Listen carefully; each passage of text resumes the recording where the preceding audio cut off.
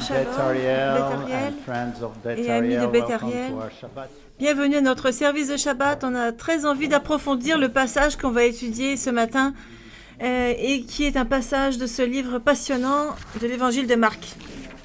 Et on commence une nouvelle section dans laquelle Yeshua va nous montrer de grands miracles. Et je voudrais vous dire, c'est absolument écrit pour nous, pour le croyant, afin qu'on puisse toujours nous tourner vers lui pour le refuge, le réconfort dans ce monde tumultueux dans lequel nous vivons.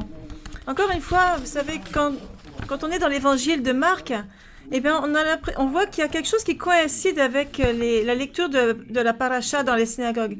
Aujourd'hui, dans les synagogues, ils vont commencer la lecture d'un cycle qui commence avec le premier chapitre de la Genèse. C'est un chapitre dans lequel on voit la puissance de Dieu, le créateur du ciel et de la terre.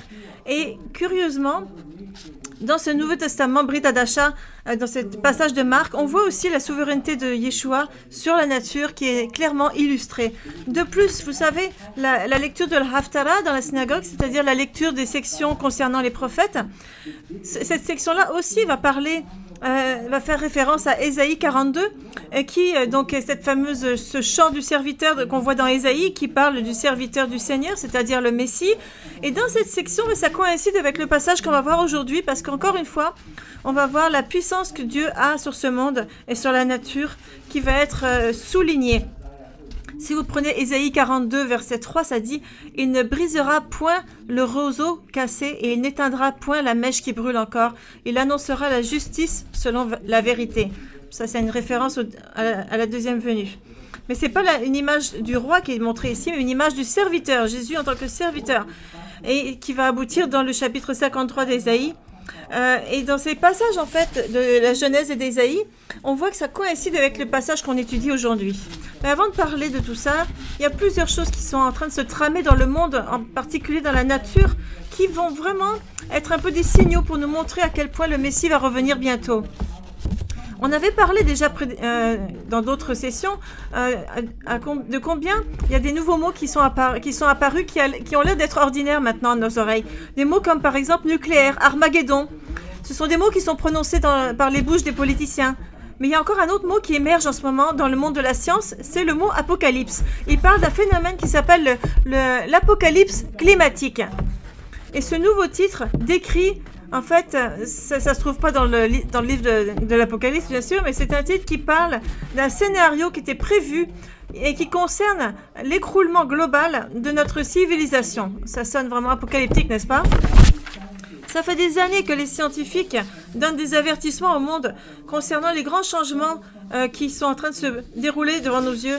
Et la Terre, bientôt, sera rendue inhabitable à cause du fait que la température va beaucoup monter, le niveau des mers va monter et des grands feux aussi vont se répandre partout. Et si on rajoute avec ça les déplacements de population de millions de personnes et des sécheresses et des inondations, encore une fois, ces prédictions viennent de la bouche de scientifiques, de gens qui ont étudié et qui sont des académiciens et aussi et qui donnent ces avertissements aux politiciens. Ce ne sont pas des prophètes bibliques, hein.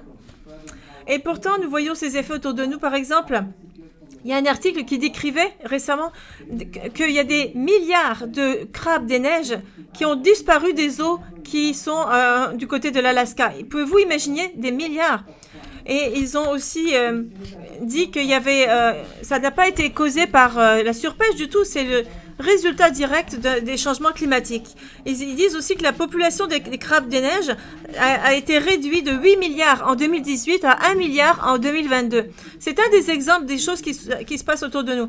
Et écoutez, en Colombie-Britannique, les saumons ont été trouvés par milliers morts dans les rivières en raison des sécheresses historiques et des feux de forêt dont nous avons été témoins la dernière année dans cette province.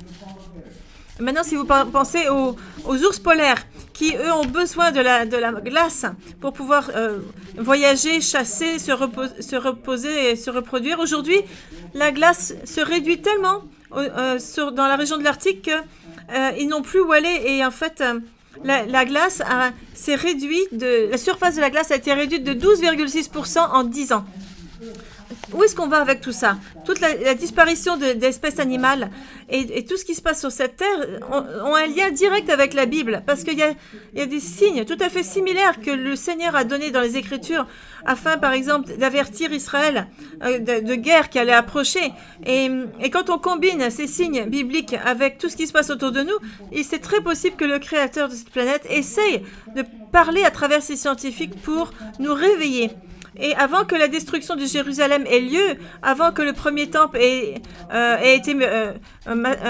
été abattu en 586 avant Jésus-Christ, un événement qui a d'ailleurs provoqué la diaspora, qui a amené les Juifs à partir de leur terre et à s'installer dans les nations, eh bien Dieu avait envoyé un avertissement et donc ça parlait justement des grandes perturbations dans la nature et de la disparition d'animaux. Regardez ce que ça dit dans Jérémie, chapitre 12, verset 4. Voici ce que ça dit. « Jusqu'à quand le pays sera-t-il dans le deuil, et l'herbe de tous les champs sera-t-elle desséchée? À cause de la méchanceté des habitants, les bêtes et les oiseaux périssent. Car ils disent, il ne verra pas notre fin. » Ça sonne vraiment actuel, n'est-ce pas? C'est un peu ce qu'on entend. Ça parle de la végétation, de la disparition des récoltes et les animaux qui disparaissent. Et donc, on voit ici vraiment le même type d'avertissement qui est donné à travers les mêmes signes, les pertes d'animaux et de la végétation. Et encore une fois, les Écritures expliquent vraiment que la cause de toutes ces pertes, c'est le cœur pécheur de l'homme. En Israël, à cette époque, il n'y avait pas beaucoup de gens qui ont fait attention à ces prophéties et à ces signes. Mais c'est pourtant la même chose aujourd'hui. Encore une fois, qui écoute la parole de Dieu? Qui écoute, qui remarque ces signes? Et pourtant, la ressemblance est tellement frappante, puisque Dieu avait averti Israël, et de la même façon, il avertit ce monde. Donc aujourd'hui, ces signes, ces guerres et ces rumeurs de guerre, ainsi que tout ce qui se passe dans la nature, parlent à l'unisson de l'état triste de notre planète et du futur de notre planète. Que les gens écoutent ou pas, ces signes ont été écrits il y a déjà des centaines de millions d'années avant, et nous commençons à faire l'expérience des conséquences du péché de l'homme. Cependant, les Écritures permettent de trouver une sortie à travers le Messie qui va bientôt revenir et créer un nouveau monde de paix et d'harmonie. Et c'est ça qu'on va voir justement dans l'évangile de Marc aujourd'hui. C'est notre prière aujourd'hui que beaucoup de personnes verront et reconnaîtront la douce main du Seigneur sur ce monde alors qu'il retient le mal jusqu'à ce que le Messie puisse venir pour le salut. 2 fois. Il va venir une fois dans les Écritures hébraïques et une fois dans le Nouveau Testament. Nous lisons ces mêmes mots qui sont « Et au jour du salut, je te secourrai ». Voici maintenant le temps favorable, voici maintenant le jour de salut. On a ça dans Ésaïe 49, 8 et 2 Corinthiens 6, 2. C'est un appel urgent au milieu de cette complaisance et de ce confort dans lequel nous vivons. Et il y a des signes qui s'accumulent et semaine après semaine, le Seigneur nous le montre. Avant d'ouvrir nos Écritures, nous allons, selon la tradition, bénir les enfants et dédier les enfants au Seigneur. Si vous avez vos enfants, mettez votre main sur eux, pensez à eux et prions ensemble. Shema Israël Adonai Eloheinu Adonai Echad Baruch Shem Kevod Malkuto Leolam Vaed. Que soit béni son nom, dont le royaume glorieux va venir pour tes jours et toujours. Avinu Malkeinu, notre Père et notre Roi, nous montons nos voix dans ta direction afin de t'adorer. Et à ce moment, nous te demandons de protéger avec tes bras forts nos enfants et tous les enfants du monde afin qu'ils puissent être dans la sécurité à l'intérieur de ton amour. Protège-les, protège aussi leur cœur par ta présence, protège aussi leur journée, leur nuit et remplis-les d'espoir et de joie, remplis leurs esprits de ta vérité et de ta lumière. Et Amen, Amen. Et avant qu'on ouvre la parole, on peut aussi bénir la parole. C'est une vieille prière, vous pouvez dire avec nous, donc que tu sois béni Seigneur, notre Dieu, roi de l'univers, qui nous a donné la parole de vérité et a planté la vie éternelle au milieu de nous. Que tu sois béni Seigneur qui donne les Écritures. Donc ouvrons nos Bibles au chapitre 4 de l'évangile de Marc, puisque le rejet de Jésus auquel fait référence le chapitre 3 de Marc, on a vu que Yeshua commençait à parler en parabole. On a entendu la parabole des 4 terreaux. On a entendu la parabole de la lampe, de la graine de moutarde. Et toutes ces paraboles nous ont confirmé la réalité selon laquelle la réalité du monde dans lequel nous vivons.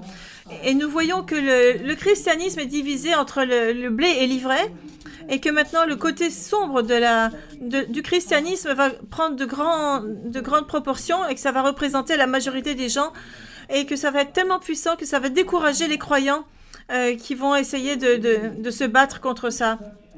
Et donc ce qui arrive, c'est que ce qui va se passer, c'est que le Seigneur va nous donner de l'encouragement afin que nous puissions être comme David, que nous puissions faire tomber Goliath d'une seule pierre. Et dans cette section, on voit qu'il y a une grande concentration de miracles qui sont ici mentionnés. Et c'est vraiment rempli de miracles, la section qu'on va étudier. Et dans le chapitre 4, Yeshua, il ne parle pas beaucoup à ce moment-là. Si vous avez une Bible avec les mots de Jésus en rouge, vous allez remarquer que du verset 35 de Marc 4 à la fin du chapitre 6, il y a très peu de mots de Jésus qui sont mentionnés. Par contre, ces actions sont très puissantes et elles sont particulièrement faites de façon à nous encourager parce qu'elles sont adressées uniquement aux croyants. Et dans cette section, on va voir que ces événements vont s'étendre du chapitre 4 au chapitre 8. Les autres miracles qu'il avait fait avant, surtout pour les gens afin qu'ils puissent reconnaître qu'il était le Messie, chaque miracle, à sa façon, va prouver sa messianité et va apporter des preuves évidentes. Mais dès qu'ils ont commencé à rejeter Jésus, ces miracles qui étaient en train de se produire ont commencé à changer de sorte. On voit d'ailleurs qu'il est le créateur du terre et du ciel, parce que ces miracles vont vraiment souligner sa suprématie sur la nature, comment il arrive à calmer le vent, comment il arrive à calmer la mer. On voit sa suprématie sur le monde spirituel également. Nous sommes les témoins de 2 exorcismes au chapitre 5 et au chapitre 7. On va aussi être témoins de sa suprématie sur la mort, avec le retour à la vie de la fille de Jairus et ses pouvoir de guérison sur une maladie que personne ne pouvait guérir. On sera aussi témoin de 2 incroyables guérisons au chapitre 7 et chapitre 8. Et on va voir aussi comment on va nourrir des milliers de personnes au chapitre 6 au chapitre 8. Et toutes ces choses sont écrites pour nous renforcer jusqu'à son retour. Et toute cette section est à peu près, il n'y a aucune opposition qui est soulignée. Les premiers 3 chapitres, il n'y a pas d'opposition parce que ce sont des chapitres pour encourager les croyants. Les scribes et les pharisiens réapparaissent seulement au chapitre 7 et 8. Et en fait, ils ne pouvaient vraiment pas être présents parce que la plupart de ces miracles se passaient dans un territoire de non-juifs, des territoires des gentils à l'intérieur d'Israël. Ce sont des endroits dans lesquels les dirigeants religieux n'allaient pas parce qu'ils considéraient que c'était des lieux impurs. Donc c'est un grand message qui nous est donné ici. Et du côté pratique, toute cette section va nous aider à voir Yeshua sous un nouvel éclairage.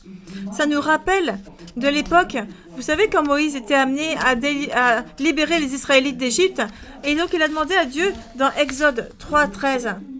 Ils disent, mais Moïse dit à Dieu, j'irai donc vers les enfants d'Israël et je leur dirai, le Dieu de vos pères m'envoie vers vous. Mais s'ils me demandent quel est son nom, que leur répondrai-je? Et donc le Seigneur avait déjà donné son nom. Et donc, en fait, ce qui se passe, c'est que la révélation de Dieu se fait de façon progressive. Alors que les Israéliens connaissaient le nom de Dieu, ils savaient que c'était Yahvé. Ils n'avaient pourtant jamais fait l'expérience de ses pouvoirs de salut et de sa capacité, de sa souveraineté sur la nature. Et il fallait qu'ils en fassent l'expérience, qu'ils en soient témoins. Et quand il va leur montrer sa souveraineté sur les 10 dieux d'Égypte et sur la nature, et comment il a ouvert la mer pour faire passer son peuple, de la même façon aujourd'hui, nous allons faire l'expérience d'un côté impressionnant de Jésus sur la création. Comme la mer s'est refermée sur l'armée égyptienne qui cherchait à détruire le peuple de Dieu, et de la même façon, Yeshua est le maître de la mer et est capable de protéger son peuple. Et donc l'évangéliste Marc nous amène à une révélation progressive de la nature de Yeshua. Qu'est-ce que c'est une révélation progressive? Imaginez ça comme, par exemple, quand vous mettez des briques les unes sur les autres pour pouvoir ensuite avoir un magnifique édifice qui émerge de ça. Au début, vous ne voyez pas tout le bâtiment, mais petit à petit, vous le voyez. C'est un peu comme une peinture dont on voit un artiste qui est en train de le peindre, et puis c'est seulement à la fin qu'on voit la révélation complète, mais c'est un travail en progression. Et quand Marc, et dans la Bible en général, on voit aussi comme ça le Messie qui nous est révélé de façon progressive, pas d'un seul coup. Et c'est d'ailleurs comme ça que se passe la croissance spirituelle, de façon progressive et graduelle. Et donc c'est comme ça que nous connaissons petit à petit toutes les facettes du Messie. Est-ce que nous apprenons plus de choses sur Yeshua, jour après jour? Est-ce qu'il est toujours le même dans notre esprit? Est-ce qu'on est continuellement émerveillé chaque jour par tout ce qu'il est, par tout son être, par tout ce qu'il a fait? Ou est-ce que nous sommes comme les anges dans les cieux? Est-ce que nous disons Saint, Saint, Saint à l'intention de Dieu? Ou bien est-ce que nous avons cessé quelque part sur le chemin d'avancer et que peut-être nous sommes pris dans un endroit rocailleux où la graine ne peut pas vraiment prendre racine? Encore une fois, c'est ma prière que nous serons tous bénis par ce que nous allons apprendre dans Marc, et nous allons poser la même question que celle que les disciples avaient posée à la fin du premier miracle, lorsqu'ils ont dit, au verset 41 du chapitre 4 de Marc, quand ils ont dit « Quel est donc celui-ci à qui obéissent même le vent et la mer ?» Ils ne l'avaient jamais vu de faire une chose pareille. Mais avant de regarder le premier miracle ensemble, lisons ensemble la conclusion de la section précédente, parce que Yeshua a vraiment quelque chose d'intéressant à nous offrir. Regardez dans Marc, les versets 33 à 34. Je vais vous le lire. C'est par beaucoup de paraboles de ce genre qu'il leur annonçait la parole, selon qu'ils étaient capables de l'entendre. Et il ne leur parlait point sans parabole, mais en particulier. Il expliquait tout à ses disciples. Ici, on a deux mots qui sont intéressants, que j'aimerais vous montrer. C'est le mot « en particulier ». En privé, en particulier. Quand Jésus parlait en parabole avant, et il parlait à tout le monde. Mais là, il prend ses disciples, ses propres agneaux de côté, et il leur explique les paraboles juste à eux. Et de la même façon, aujourd'hui, il enseigne, il révèle à chacun d'entre nous d'une façon tout à fait faite pour nous, de façon exclusive, juste pour nous. Il nous explique sa parole. Regardez ce qu'il dit dans Jean, chapitre 14, verset 26. « Mais le Consolateur, l'Esprit Saint que le Père enverra en mon nom, vous enseignera toutes choses et vous rappellera tout ce que je vous ai dit. » Alors, de la même façon qu'il le fait de façon collective, quand il s'adresse au corps du Messie, il parle aussi de façon privée à chacun d'entre nous, en fonction de nos besoins et en fonction de notre croissance spirituelle. Et ce mot « en privé » ou « en particulier » en grec veut aussi dire « au bon moment ». Et c'est ça qu'on voit par exemple dans Tite, chapitre 1, versets 2 à 3. Vous savez, quand ça dit « il a manifesté sa parole en son temps » par la prédication. En son temps. Donc le même mot ici, comme dans une révélation progressive, nous montre que c'est quelque chose qui est fait de façon privée par l'Esprit de Dieu. C'est l'Esprit de Dieu qui est notre entraîneur spirituel personnel.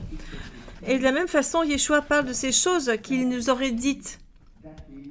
Ça veut dire qu'il y a des choses qu'on a apprises de sa parole, comme l'expérience de vie. L'Esprit va amener ces choses et va nous faire avancer et pour nous donner une plus grande connaissance de Dieu. Et le deuxième mot que j'aimerais vous montrer, c'est le mot « capacité ». Donc, quand ça dit au verset 33, « selon qu'ils étaient capables de l'entendre ». Chacun d'entre nous a une façon particulière de comprendre les choses de la Bible. Et ça n'a rien à voir avec votre niveau d'éducation ou votre statut social. Non, ça dépend de votre volonté et de votre capacité. Et ce mot « capacité » ou « capable » en grec séculier était utilisé pour décrire quelqu'un qui jouissait d'un droit légal. Comme quelqu'un qui, par exemple, aurait enfin pu apprécier quelque chose qui était comme, par exemple, son héritage, quelque chose quelque chose qu'il aurait attendu toute sa vie et dont enfin il pourrait avoir la jouissance. Et c'est de la même façon avec les Écritures. L'Esprit va permettre à une personne de grandir spirituellement, de devenir une véritable dynamite. Pourquoi j'ai dit le mot dynamite? Parce que le mot capable en grec, c'est dynamia. Et c'est de là que vient le mot dynamite ou dynamo. Donc Dieu va nous donner toute l'énergie dont on a besoin quand on lui laisse la possibilité de nous parler en privé et de nous enseigner en privé. Maintenant, allons regarder le premier miracle dont il s'agit. Ça va couvrir les 7 versets suivants là. Regardez comment Marc est quand même quelqu'un qui raconte très bien des histoires. Regardez, il utilise le présent historique. Et ça, dans nos traductions, on ne le retrouve pas parce qu'en anglais, par exemple, c'est traduit par le passé ou le passé composé, mais parce que ça donne plus de sens dans la grammaire anglaise. Mais en grec, dans l'original, c'est littéralement comme du présent, si vous voulez. Il y a très peu de traductions comme la KJV ou la Darby qui va utiliser le présent historique. Marc, il utilise ce temps historique afin de déguiser notre imagination, afin de nous amener directement dans la scène, comme si nous vivions la scène. Regardez les versets 35 à 36. Et ça va nous introduire à ce miracle. Et ça va respecter la présence historique. Ça dit... Après avoir renvoyé la foule, ils l'emmenèrent dans la barque où il se trouvait. Il y avait aussi d'autres barques avec lui. Donc, ça dit encore, ils l'emmenèrent dans la barque où il se trouvait. Ce que je veux souligner ici, c'est où il se trouvait. À cause du fait que la foule était si grande, celle qui le suivait, Yeshua a décidé d'aller de l'autre côté de la mer de Galilée, dans la région de Gérézène. On nous dit que ça s'est passé le même jour. À Gérézène, la plupart des gens, c'était des gentils, des non-juifs. Hein. On va voir dans le miracle plus loin. Et ça parle de cochons. Et évidemment, les juifs ne mangent pas de porc.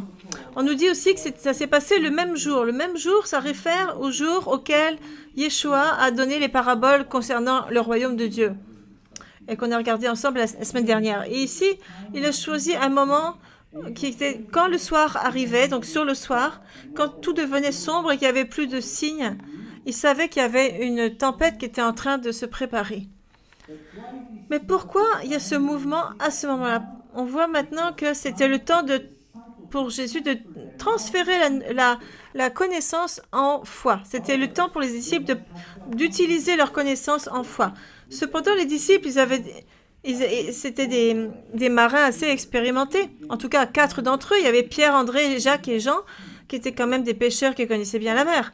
Et cependant, quand ils sont déplacés vers le centre de la mer de Galilée, il y a quelque chose qui est arrivé et dont ils allaient se rappeler pour toute leur vie.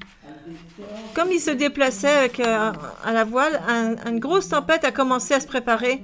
Ils ne l'avaient pas vu venir, quelque chose qu'ils auraient pourtant dû connaître. Mais non, ils avaient jamais vu ça, ils avaient extrêmement peur. Cette mer de Galilée était connue pour avoir des tempêtes, des orages extrêmement violents et soudains, des tempêtes très rapides. La raison, c'est parce que cette mer de Galilée est extrêmement peu profonde. Et ça fait à peu près 200 pieds de profondeur. Et donc, on dit bien qu'un lac qui est peu profond peut se faire littéralement happer par le vent beaucoup plus rapidement qu'un lac qui est profond. On devrait remarquer aussi qu'il y a une grande différence de hauteur entre la terre qui est autour de la mer de Galilée et la mer de Galilée qui est à 200 mètres en dessous du niveau de la mer. Toutes ces causes, finalement, il y a aussi des températures soudaines qui changent, il y a de la pression qui peut changer brutalement. Ça, c'est tous les ingrédients pour former la tempête parfaite. Et Yeshua savait tout ça.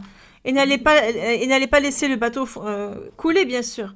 Mais cependant, il a quand même emmené ses disciples en plein milieu de cette tempête et pour qu'ils apprennent et pour qu'ils entendent et pour que leur foi les sauve. Regardez comment ça s'est passé. Il y a quelque chose, par exemple, que Marc nous dit dès le début et dont on doit se rappeler qu'ils étaient vraiment entre des bonnes mains quand même. Il y a un certain nombre de mots, par exemple, que j'aimerais souligner au verset 36 quand ça dit où il se trouvait. Vous savez, quand ça dit après avoir envoyé la foule, ils l'emmenèrent dans la barque où il se trouvait. Mais en anglais, ça dit comme il était. Donc ça dépend des traductions. Qu'est-ce que ça veut dire ces mots comme il était, où il se trouvait? Ici, il y en a qui ont essayé d'expliquer en disant que Jésus était fatigué et que c'est pour ça qu'ils ont décidé de partir de l'autre côté et ils l'ont emmené tel qu'il était fatigué. Mais ça, je ne suis pas très sûre de comprendre cette interprétation. Il y en a d'autres qui disent que on l'a vu enseigner à partir du bateau au début du chapitre. Donc, et ça nous ramène à ce moment où il est sur le bateau, où il était. Et le problème, c'est que Matthieu et Luc nous disent qu'à ce moment-là, Jésus était déjà monté dans le bateau. Donc, il y avait un problème au niveau du temps. Donc, qu'est-ce que ça veut dire ici, où il se trouvait? C'est une question qu'on devrait se poser, c'est qui était celui qu'ils ont emmené sur le bateau, hein?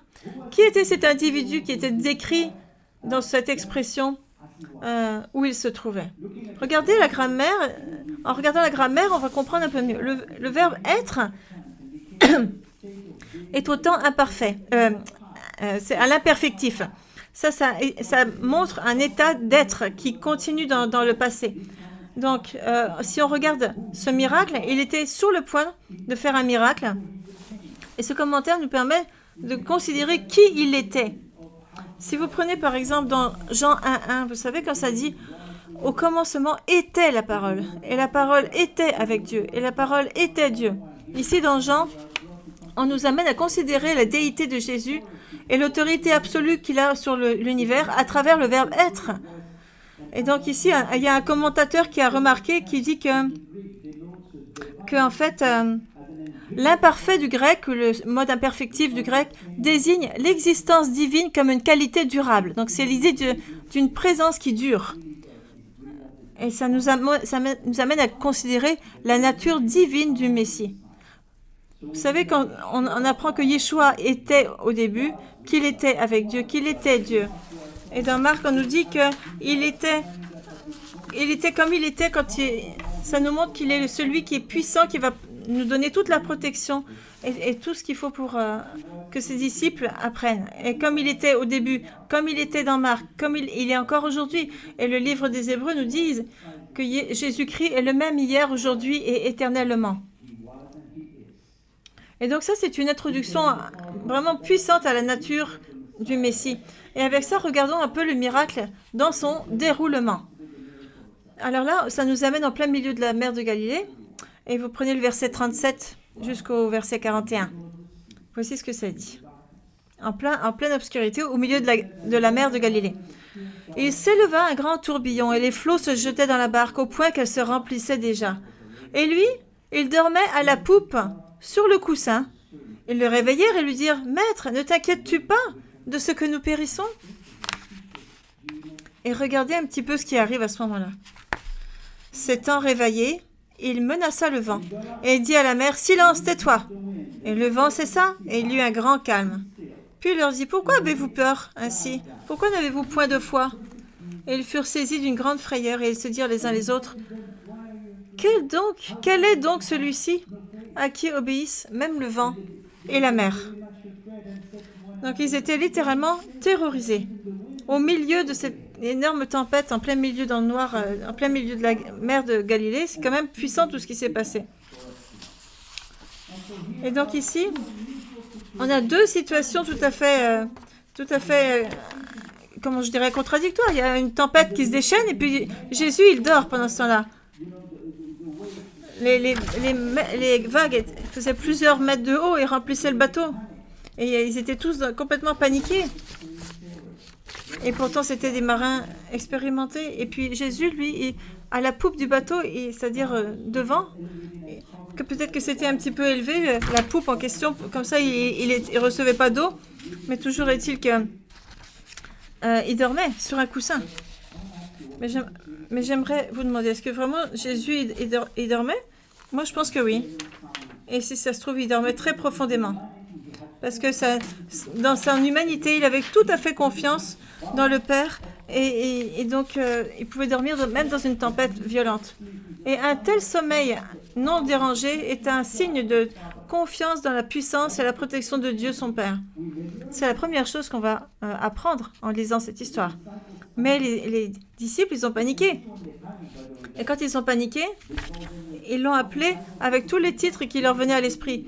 Ils l'ont appelé enseignant dans Marc. Dans Matthieu, ils l'ont appelé maître. Dans Luc, ils l'ont appelé Seigneur. Peut-être qu'ils pensaient que s'il y en a un qui ne marche pas, un qualificatif, l'autre va fonctionner. Mais ce qu'on apprend ici, c'est que être un croyant, ça ne veut pas dire qu'on ne va pas traverser des tempêtes dans la vie. Mais il va toujours être là pour nous. C'est ça que nous apprenons.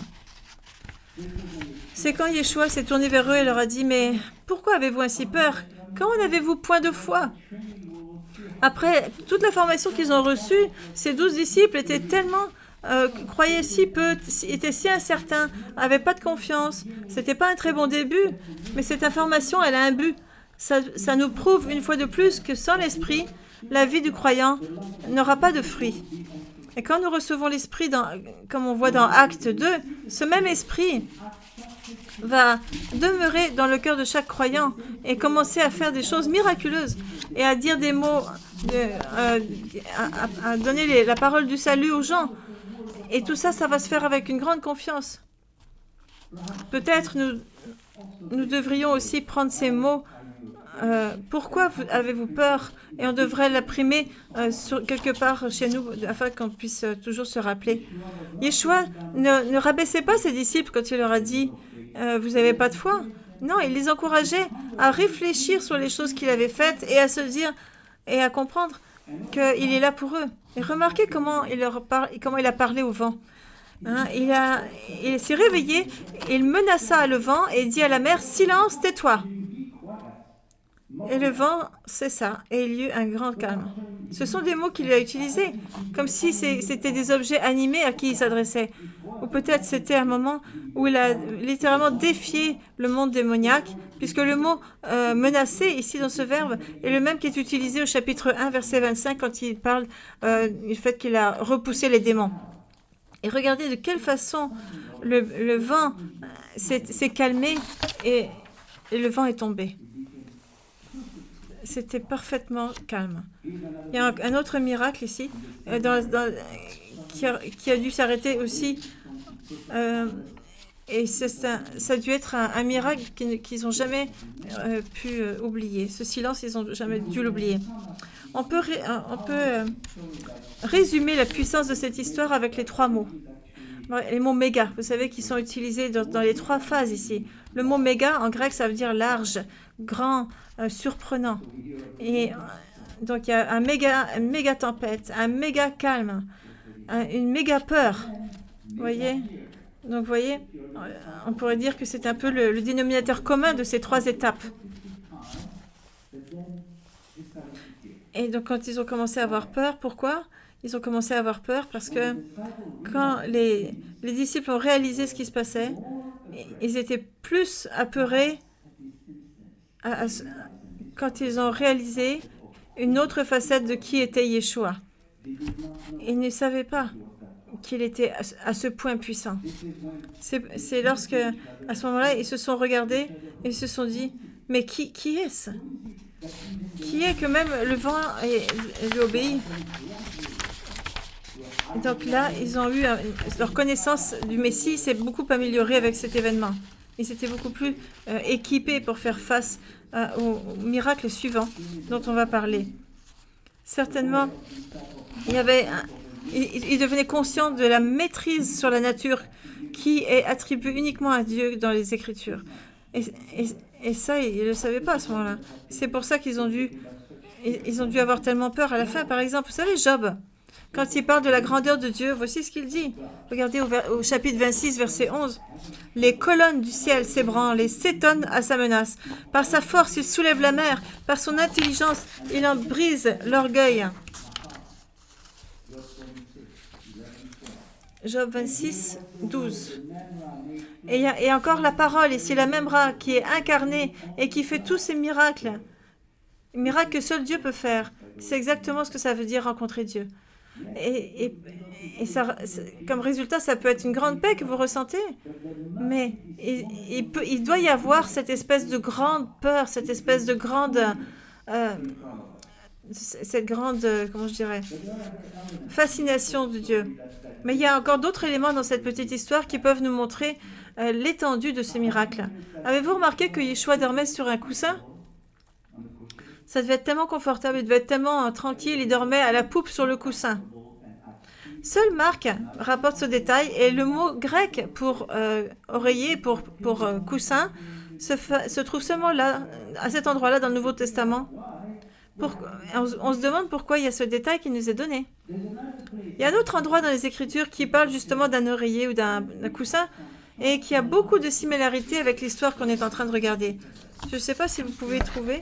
Qui a dormi sur un oreiller et qui était dans une situation un peu similaire, une mission un peu similaire?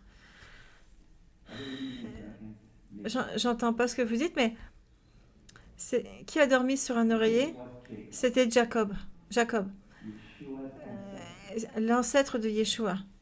C'est quand il était parti dans un territoire étranger pour trouver une femme, d'où les ancêtres d'Israël devaient naître. Et donc, quand il est arrivé à cet endroit, son nom a été changé de Jacob à Israël. Et donc, ça s'est passé à Bethel, où il s'est arrêté. Et il avait fait un genre d'oreiller, on ne sait pas avec quoi, il a dormi. Et là, il a eu ce rêve de l'échelle de Jacob qui mène jusqu'au ciel. Les rabbins pensaient que c'était une pierre en particulier que Jacob avait prise pour dormir, et ils pensent que c'était une pierre de la fondation du temple. En tout cas, Jacob a quitté son pays pour aller chercher une femme dans un territoire étranger, de la même façon que Yeshua est allé dans un territoire étranger non juif pour planter des graines de foi, pour que sa promise puisse aussi venir, la promise du Seigneur, qui est l'Église. Et donc, c'est afin de montrer aux disciples que le Messie d'Israël, c'est aussi le Messie de tout le monde, et que le salut n'a pas de frontières. Dans ce rêve, Jacob, d'une certaine façon, a vu le Messie. Qu'est-ce qu'il a vu, Jacob, dans son rêve, quand il a dormi sur son oreiller de pierre? Il a rêvé d'une échelle qui atteignait les cieux. Donc ça dit, voici une échelle était appuyée sur la terre et son sommet touchait au ciel. Et voici les anges de Dieu montaient et descendaient par cette échelle. Genèse 28, verset 12. Et donc Jésus a expliqué ça. Et on voit ça il a dit à Nathanaël, Jésus, il a dit dans Jean chapitre 1, verset 51, il lui dit, en vérité, vous verrez désormais le ciel ouvert et les anges de Dieu monter et descendre sur le Fils de l'homme. Donc ici, le mot échelle dans Jean a été remplacé par le Fils de l'homme. Et donc le Messie est justement cette échelle qui fait la connexion entre le ciel et la terre, qui est le pont qui fait la connexion entre le ciel et la terre. Il est Yeshua, il est le chemin, la vérité et la vie. Et donc, c'est comme ça qu'on passe d'un oreiller à un autre. Maintenant, dans le rêve, Jacob a dit, il eut peur et dit que ce lieu est redoutable. C'est ici la maison de Dieu, c'est ici la porte des cieux. La porte des cieux, ça c'est toute une affirmation qu'on voit ici. Ça a dû être très important comme expression pour les disciples en particulier, qui avaient une nouvelle mission qui devait se dérouler dans un territoire étranger. Mais encore une fois, il y a un autre élément qu'on trouve intéressant dans cette histoire de Marc et qui est un peu difficile à éviter, c'est l'histoire de Jonas, qui aussi, cette histoire présente également beaucoup de similarités avec l'événement qui se passe au centre de la mer de Galilée. Et il y a un parallèle tout à fait frappant, c'est que par exemple Yeshua et Jonas étaient tous les deux en mission dans un terrain non juif pour les gentils afin d'apporter la parole de Dieu. Jonas allait vers les Assyriens à Nineveh où il y avait 600 000 gentils qui sont venus à croire dans le Dieu d'Israël. Et Yeshua, lui, il allait dans la région de Gérasen où il a guéri un homme qui était possédé par le démon. Et à la fin, dans Marc 5, chapitre 5, verset 19, il dit « Va dans ta maison vers les tiens et rapporte-leur tout ce que le Seigneur t'a fait et comment il a eu pitié de toi. » C'était le début d'une nouvelle ère de la prédication de la parole pour les gentils, quelque chose qu'il a confirmé quand il a dit aux disciples dans Matthieu 28. Il a dit « Allez à toutes les nations. » Et faites de toutes les nations des disciples. Matthieu 18, verset 19. Il y a aussi d'autres allusions dans les deux histoires qui peuvent être assez... qui se ressembler vraiment. Donc à la fois Yeshua et Jonah étaient dans un bateau, et dans les deux cas il y a eu de la panique, et dans les deux cas il y a eu une violente tempête, et dans les deux cas on voit que le bateau a été sauvé. Il y avait une différence importante, par exemple entre Jonah et Yeshua. Ils ont dû jeter Jonah dans la mer pour calmer la tempête. Mais Yeshua, il a juste eu à ouvrir la bouche, à parler, et la tempête s'est calmée. Et par-dessus tout, Johann préfigurait la mort et la résurrection du Messie. Une fois qu'il a été balancé dans l'eau, il a été avalé par un grand poisson pendant 3 jours et 3 nuits. Et ensuite, il est allé sauver toute la ville des Assyriens. De la même façon, Yeshua était sur le chemin vers la mort. Il est mort pendant 3 jours et 3 nuits. Il a ressuscité pour l'éternité. Et il a sauvé pas seulement une ville, mais des millions de Juifs et de gentils qui viendraient à lui pour le salut. Donc Jonah a préfiguré ce grand salut dont nous sommes les témoins aujourd'hui. Aujourd'hui, personne n'a besoin d'être jeté dans la mer pour satisfaire la tempête, parce que il y a quelqu'un qui est beaucoup plus que Jonah l'a fait pour nous. Le miracle suivant que nous allons regarder dans notre prochaine étude est aussi très puissant et va aussi nous amener aujourd'hui à voir que aujourd'hui qu'il y ait des tempêtes ou que ce soit calme, le Seigneur est toujours présent avec nous, et c'est ça le message principal de l'histoire d'aujourd'hui. Et pour terminer, j'aimerais vous rappeler un dernier verset, le verset 41 de ce chapitre 4 de Marc. Ça dit « Ils furent saisis d'une grande frayeur, et ils se dirent les uns les autres, « Quel est donc celui-ci, à qui obéissent même le vent et la mer ?» Cette révélation progressive de qui était Yeshua, c'était juste le début. Il y en a beaucoup d'autres choses qui vont donner une révélation progressive. On a déjà rencontré un certain nombre d'entre eux. Par exemple, au premier chapitre de Marc, verset 27, il fait un exorcisme. Et ça dit « Tous furent saisis de stupéfaction, de sorte qu'ils se demandaient les uns les autres, « Mais qu'est-ce que ceci? Une nouvelle doctrine? Il commande avec autorité, même aux esprits impurs, et ils lui obéissent. » Ils étaient en train d'apprendre des nouvelles facettes de leur Messie. Et dans un autre moment, dans une autre synagogue à Nazareth, on dit que quand c'était le moment du Shabbat, il a commencé à enseigner dans la synagogue, et beaucoup de gens qui l'entendirent étaient étonnés et disaient « Mais d'où lui viennent ces choses? Quelle est cette sagesse qui lui a été donnée? Et comment de tels miracles se font-ils par ses mains ?» Ils étaient émerveillés par sa sagesse, par sa connaissance, par la grâce avec laquelle il parlait. Et c'est ça, notre Sauveur, c'est lui. On ne pourra jamais complètement le connaître dans le moindre détail parce qu'il est éternel, car en lui habite corporellement toute la plénitude de la divinité. Colossiens 2, 9. Prions ensemble. Je vais prier une très ancienne prière juive. Que son nom puisse être magnifié, sanctifié dans le monde qu'il a créé d'après sa volonté. Que son royaume dirige et sauve et qu'il puisse être le Messie qui va protéger la maison d'Israël. Que son nom puisse être béni, applaudi, connu, exalté, élevé, honoré, et qu'il puisse et que son nom puisse nous donner consolation et bénédiction en quantité. Que ça nous amène les cieux, la grande paix, le salut, l'abondance, la vie, la santé, la consolation, la liberté, la guérison pour nous, pour tout le corps du Messie, et que nous puissions dire tous Amen. Et que le Seigneur vous bénisse, qu'il puisse faire briller son visage sur vous et qu'il puisse vous donner la paix. Amen, amen.